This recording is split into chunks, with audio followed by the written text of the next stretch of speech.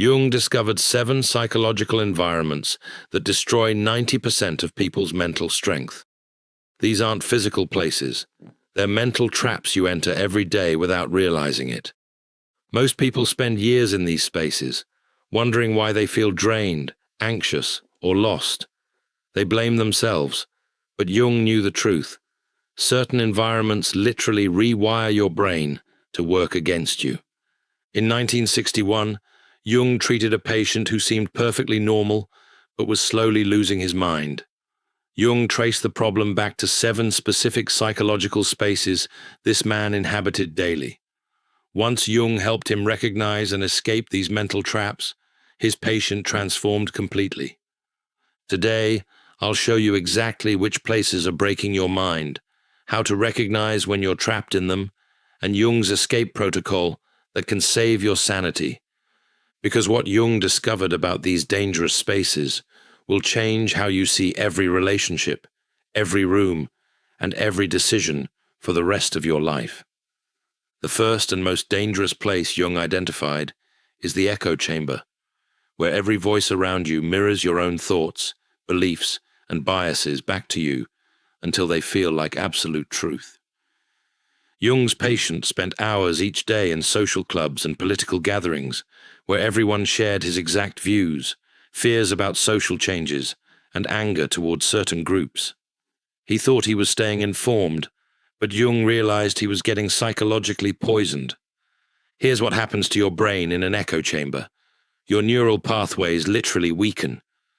Dr. Matthew Lieberman's research at UCLA shows that when you're never challenged, your critical thinking muscles atrophy like unused limbs. Jung called this collective possession, when group thinking replaces individual thought.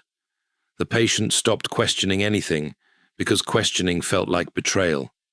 His worldview became rigid, fragile, and terrified of different perspectives. The warning signs you're trapped in an echo chamber. You can predict what everyone around you will say about any topic. Different opinions feel personally threatening rather than intellectually interesting. You've stopped asking, "What if I'm wrong?" about your core beliefs. Your conversations reinforce rather than challenge your thinking. Jung discovered that people in echo chambers don't just stop growing, they start shrinking. Their minds become smaller, more fearful, and more dependent on the group for psychological safety. But this is just the beginning of how these places destroy you. Because echo chambers make you mentally weak, therefore you become vulnerable to the second dangerous place, the comparison arena, where your worth is measured against everyone else's achievements and status. Jung's patient, already fragile from echo chamber thinking, started obsessively comparing his life to others in his social circle. Every success story from acquaintances felt like personal failure. Every achievement felt meaningless because someone else had accomplished more. Dr. Rachel Calagero's research at the University of the West of England proves what Jung observed. Constant comparison literally shrinks the prefrontal cortex, the part of your brain responsible for self-worth and decision-making. Here's the psychological trap. Comparison doesn't motivate you to improve. It trains your brain to find inadequacy everywhere. Jung called this the inflation-deflation cycle. You either feel superior or inferior, never simply yourself. The patient told Jung, "I got promoted at work, but all I could think about was how my college friend became CEO faster. His achievements became meaningless because they weren't relative victories." Warning signs you're trapped in the comparison arena. Other people's success makes you feel like a failure. You achieve goals but feel empty because someone did it better. You edit your life to match what looks successful rather than what feels right. Your happiness depends on being ahead of others. Jung realized this place is particularly deadly because it disconnects you from your own values and desires. You stop pursuing what brings you joy and start chasing what brings recognition. But the third place is even more insidious. Before we continue, you need to understand the science behind why these places are so dangerous. Modern neuroscience has proven Jung's observations about environmental psychology.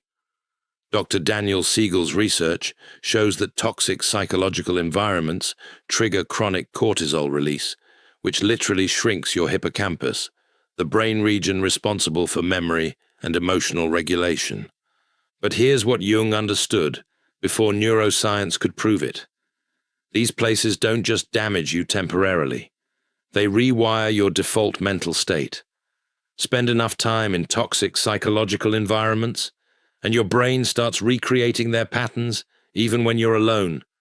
Jung's patient developed what neuroscientists now call learned helplessness. His brain had been trained by these environments to expect failure, criticism, and inadequacy. Even in safe spaces, he couldn't relax because his neural pathways had been carved by psychological danger. This is why Jung said, "Until you make the unconscious conscious, it will direct your life, and you will call it fate." These places program your unconscious mind to work against you. The most disturbing part? Most people don't realize they're being programmed because the damage happens gradually, subtly, beneath conscious awareness. The third dangerous place Jung identified is the performance theater, where authenticity is punished and you're rewarded only for wearing the right mask. Jung's patient worked in a corporate environment where showing any vulnerability was career suicide. He learned to laugh at jokes that weren't funny, agree with ideas he opposed, and hide any part of himself that didn't fit the company culture. Jung called this persona identification, when the mask you wear becomes the only identity you recognize. The patient told Jung, "I don't know who I am anymore. I've been performing for so long that the real me feels like a stranger." This place is psychologically deadly because it trains you to abandon yourself gradually. Each compromise feels small, but they compound into complete self-betrayal. Dr. Kristin Neff's research on self-compassion shows that people trapped in performance theaters develop severe inner critics. They internalize the harsh judgment of these environments and carry it everywhere. Warning signs you're in a performance theater. You feel exhausted after social interactions, not energized. You catch yourself agreeing with things you don't believe. You're afraid to share opinions that might be unpopular. You feel like you're wearing a costume that you can't take off. Your real thoughts and feelings seem dangerous or inappropriate. The patient described it perfectly. "I became so good at being what others wanted that I forgot what I wanted. And when I tried to remember, there was nothing there." Jung realized this place doesn't just hide your authentic self. It erases it, layer by layer, compromise by compromise, until you're a hollow performance with no core.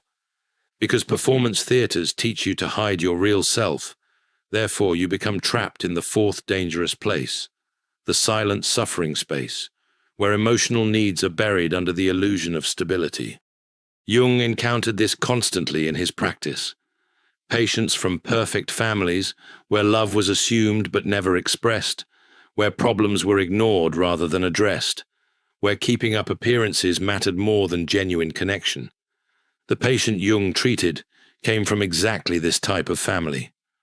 "We never fought," he told Jung, "but we never really talked either. I learned that having needs was selfish and expressing pain was weakness." This space creates what Jung called emotional starvation. Your emotional needs don't disappear when ignored. They fester in the unconscious, creating anxiety, depression, and inexplicable emptiness. Dr. Sue Johnson's research on attachment shows that emotional suppression in relationships literally dysregulates the nervous system. Your body stays in a state of chronic stress because your emotional needs are constantly unmet. The most dangerous aspect of this place is how normal it feels. The patient told Jung, "I thought we were a close family because we never had conflict.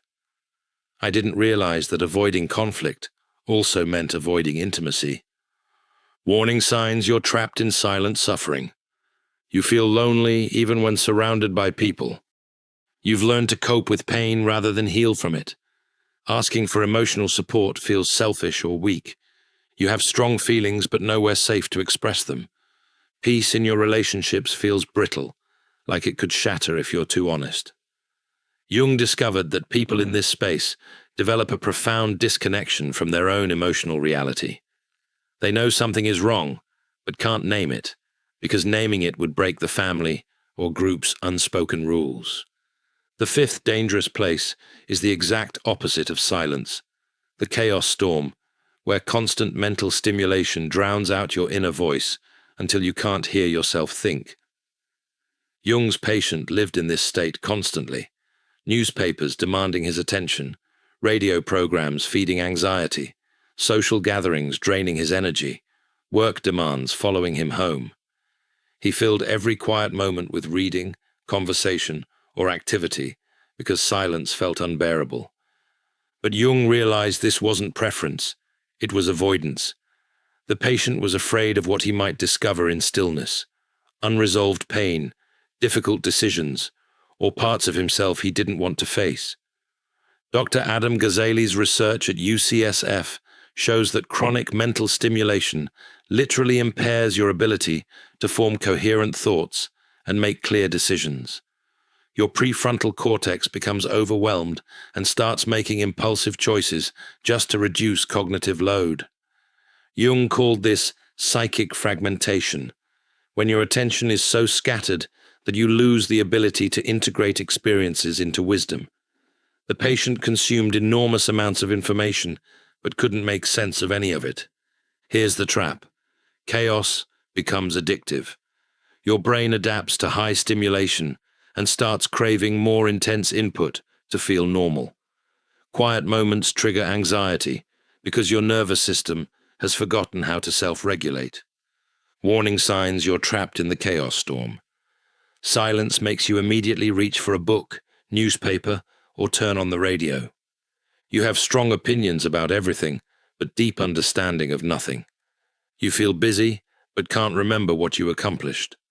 Slowing down triggers anxiety rather than peace.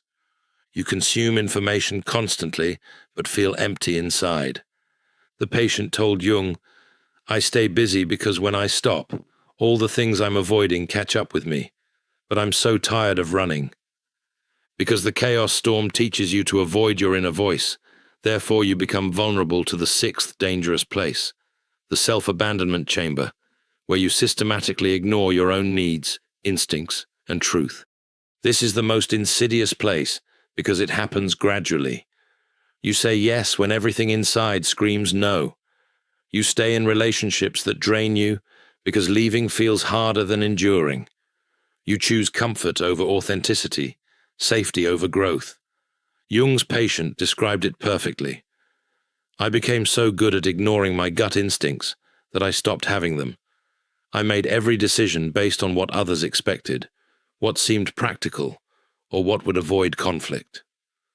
Dr. Bessel van der Kolk's research on trauma shows that chronic self-abandonment literally disconnects you from your body's wisdom.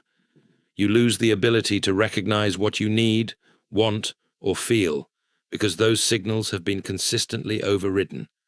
Jung called this soul loss, not a mystical concept, but a psychological reality where you become estranged from your own core self. The patient said, "I felt like I was living someone else's life. I couldn't remember the last time I made a decision based on what I actually wanted." This place is particularly dangerous because it masquerades as maturity, responsibility, or selflessness. Society often rewards self-abandonment, making it harder to recognize as a problem. Warning signs you're in the self-abandonment chamber. You can't remember the last time you checked in with your own feelings. Your decisions are based on what's expected rather than what feels right.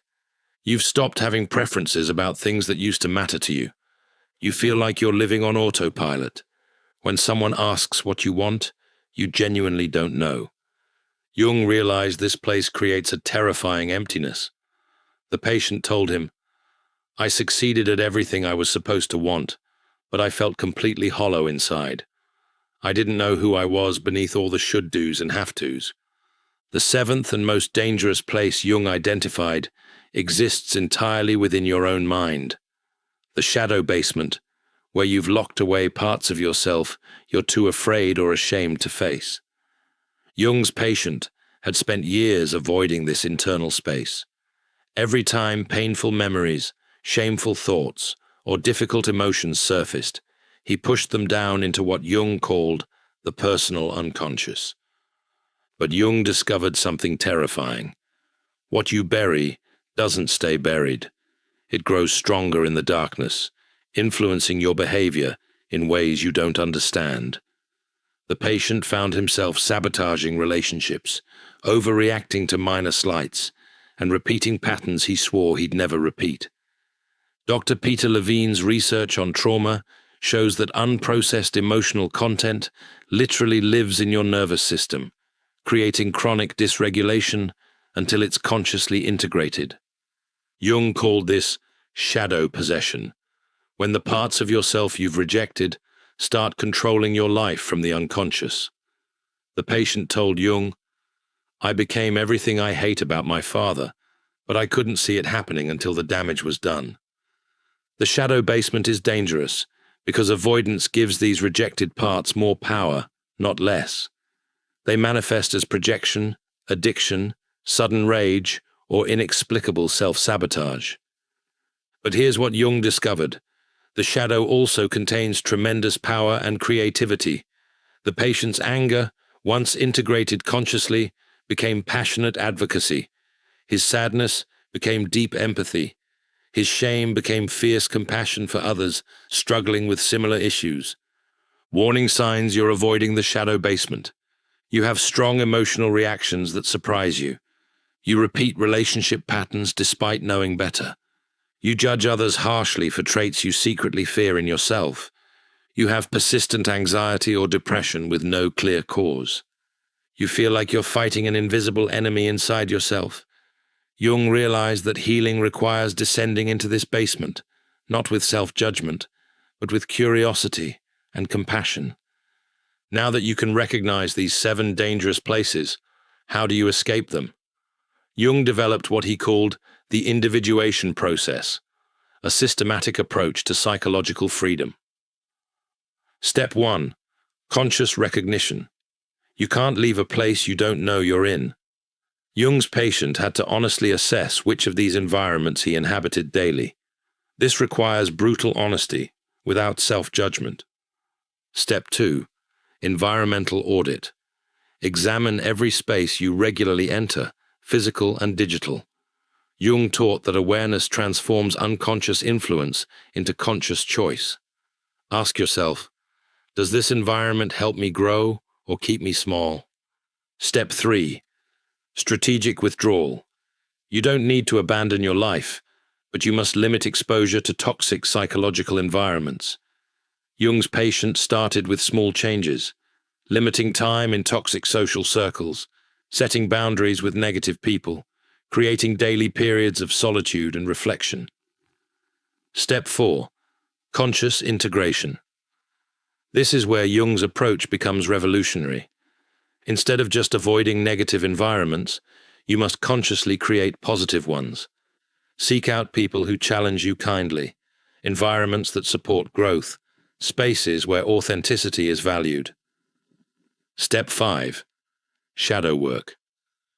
Jung believed that until you face what you've hidden in the shadow basement, you'll unconsciously recreate toxic patterns everywhere you go. This requires therapy, journaling, or other methods of bringing unconscious content into awareness. Step 6. Regular maintenance. Jung discovered that psychological freedom requires ongoing vigilance. These dangerous places are seductive because they offer false comfort, easy belonging, or familiar patterns. You must consciously choose growth over comfort, truth over convenience. The patient told Jung after 6 months, "I didn't realize how much mental energy I was spending in those toxic spaces. Now that I've left them, I feel like I have my mind back." Jung documented remarkable transformations when people escaped these psychological traps. His patient's story became a blueprint for thousands of others seeking mental freedom. Within 3 months of leaving the echo chamber, The patient's critical thinking improved dramatically. He started questioning his assumptions, seeking diverse perspectives, and making decisions based on evidence rather than groupthink. After escaping the comparison arena, he discovered interests and goals that were genuinely his own. He stopped measuring his worth against others and started pursuing work that aligned with his values rather than his image. Leaving the performance theater was harder because it required disappointing people who preferred his mask to his authentic self. But Jung taught him that relationships based on false performance aren't real relationships at all. The silent suffering space required learning entirely new communication skills. The patient had to practice expressing needs, setting boundaries, and asking for support, skills his family had never modeled. Escaping the chaos storm meant developing tolerance for stillness, boredom, and the anxiety that initially arose in quiet moments. But Jung knew that wisdom only emerges in contemplative space. The self-abandonment chamber required the scariest change, making decisions based on his own truth rather than external expectations. This meant disappointing some people, but it also meant finally living authentically. The shadow basement work was ongoing, but each integration made him more whole, more compassionate, and less likely to project his issues onto others. Jung observed that people who escape these places don't just feel better, they become different people entirely. Their relationships improve, their decision-making clarifies, and they develop what Jung called psychological sovereignty. What Jung discovered about his patient's transformation reveals something profound about psychological environments. When you change your relationship to these spaces, you change the spaces themselves. The patient's family initially resisted his new boundaries and emotional honesty. They tried to pull him back into silent suffering because his growth threatened their familiar patterns. But Jung taught him to maintain his changes with compassion, not aggression. Gradually, his authenticity gave others permission to be real. His sister started expressing her own long-buried feelings. His father admitted to depression he'd hidden for decades. The family system began healing because one person refused to participate in dysfunction. At work, the patient stopped performing and started contributing authentically. Some colleagues felt threatened, but others were inspired. He discovered that authentic leadership was more powerful than performance-based people-pleasing. Jung called this the ripple effect of individuation. When you stop participating in toxic psychological patterns, you force those patterns to either evolve or dissolve. The patient told Jung, "I thought changing myself would make me lonely, but it actually attracted people who wanted real connection. I traded many relationships for a few meaningful ones, and it was the best exchange I ever made." This is Jung's ultimate insight about these dangerous places. They persist because we collectively agree to inhabit them. But when enough individuals choose psychological freedom, the collective environment transforms. Remember Jung's original discovery. 90% of people's mental strength is destroyed by these 7 psychological environments. But now you know something most people don't. You can choose differently. Jung's patient started as a man slowly losing his mind in spaces that felt normal, even comfortable. He ended as someone who had reclaimed his psychological sovereignty and helped others do the same. The 7 dangerous places Jung identified aren't just abstract concepts. They're real psychological environments you encounter every day.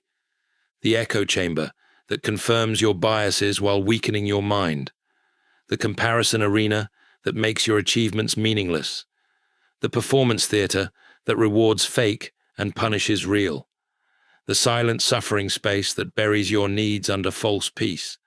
The chaos storm that drowns your inner voice in noise.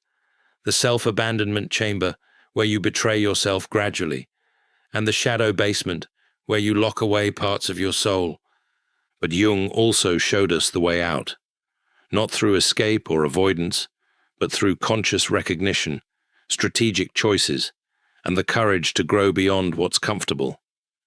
The patient Jung treated in 1961 went on to become a therapist himself, helping others recognize and escape these same psychological traps. He understood that mental strength isn't about avoiding difficulty, it's about choosing which difficulties serve your growth. Jung's final lesson: these places will always exist, and they'll always be seductive. Echo chambers offer easy belonging. Comparison arenas promise motivation. Performance theaters provide approval. Silent suffering feels like peace. Chaos storms distract from pain. Self-abandonment avoids conflict. Shadow basements hide shame. But true mental strength comes from choosing growth over comfort, authenticity over approval, and consciousness over convenience. The question isn't whether you'll encounter these dangerous places. You will. The question is, will you recognize them when you do? Will you have the courage to leave? And will you create the kind of psychological environment where others can be free too? Jung believed that the future of human consciousness depends on individuals brave enough to choose psychological freedom over collective unconsciousness. That choice starts with recognizing where you are right now and deciding where you want to be. Your mind is not your enemy, but the places you allow it to inhabit might be.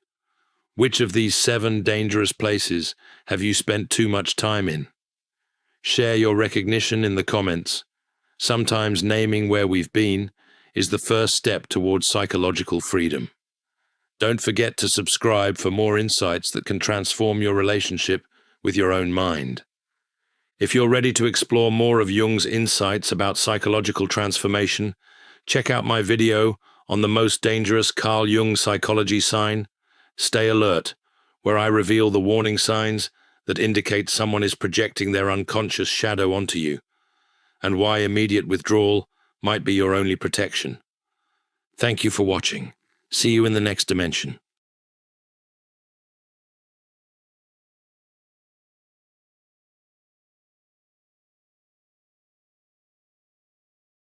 It's the nervous system. Your body stays in a state of chronic stress because your emotional needs are constantly unmet. The most dangerous aspect of this place is how normal it feels.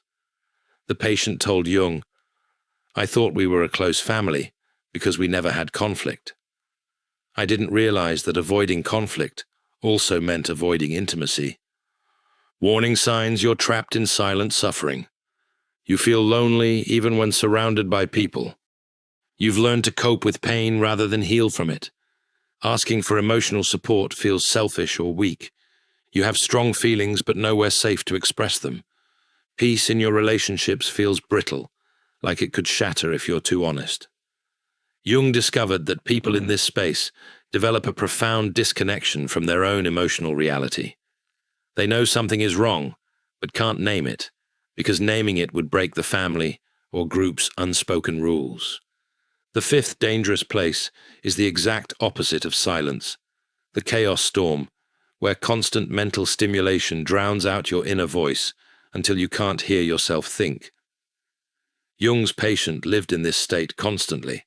Newspapers demanding his attention, radio programs feeding anxiety, social gatherings draining his energy, work demands following him home. He filled every quiet moment with reading, conversation, or activity because silence felt unbearable. But Jung realized this wasn't preference, it was avoidance. The patient was afraid of what he might discover in stillness: unresolved pain, difficult decisions, or parts of himself he didn't want to face. Dr. Adam Ghazali's research at UCSF shows that chronic mental stimulation literally impairs your ability to form coherent thoughts and make clear decisions. Your prefrontal cortex becomes overwhelmed and starts making impulsive choices just to reduce cognitive load. Jung called this psychic fragmentation, when your attention is so scattered that you lose the ability to integrate experiences into wisdom. The patient consumed enormous amounts of information, but couldn't make sense of any of it. Here's the trap. Chaos becomes addictive. Your brain adapts to high stimulation and starts craving more intense input to feel normal. Quiet moments trigger anxiety because your nervous system has forgotten how to self-regulate. Warning signs you're trapped in the chaos storm. Silence makes you immediately reach for a book, newspaper, or turn on the radio. You have strong opinions about everything, but deep understanding of nothing. You feel busy, but can't remember what you accomplished. Slowing down triggers anxiety rather than peace. You consume information constantly, but feel empty inside. The patient told Jung, "I stay busy because when I stop, all the things I'm avoiding catch up with me, but I'm so tired of running." Because the chaos storm teaches you to avoid your inner voice, therefore you become vulnerable to the sixth dangerous place, the self-abandonment chamber, where you systematically ignore your own needs, instincts, and truth. This is the most insidious place because it happens gradually. You say yes when everything inside screams no. You stay in relationships that drain you because leaving feels harder than enduring. You choose comfort over authenticity, safety over growth. Jung's patient described it perfectly. "I became so good at ignoring my gut instincts that I stopped having them. I made every decision based on what others expected, what seemed practical, or what would avoid conflict." Dr. Bessel van der Kolk